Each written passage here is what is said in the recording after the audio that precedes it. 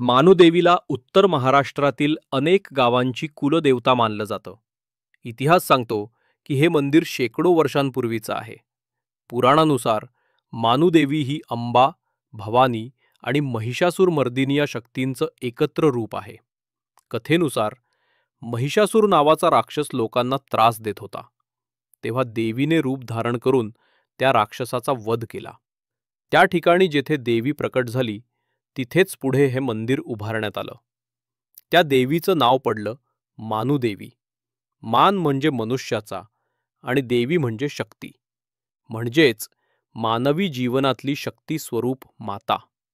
मंदिर डोंगराच्या पायथ्याशी बांधलेलं असून तेथे पोहोचण्यासाठी सुमारे 300 पायऱ्या चढाव्या लागतात.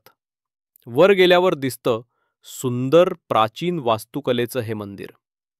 गर्भगृहात 3 देवींची मूर्ती आहे: महाकाली, महालक्ष्मी आणि महासरस्वती. मूर्ती काळ्या दगडात कोरलेल्या असून त्याभोवती सुंदर कलाकाम आहे.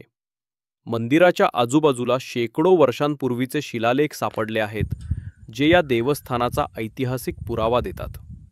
आणि मंदिराच्या मागच्या बाजूला असलेला धबधबा पावसाळ्यात तर एकदम मोहक दिसतो. मानुदेवीची यात्रा दरवर्षी चैत्र आणि आश्विन महिन्यात मोठ्या थाटामाटात साजरी केली जाते. दूरदूरच्या गावांमधून भाविक पायी चालत येतात.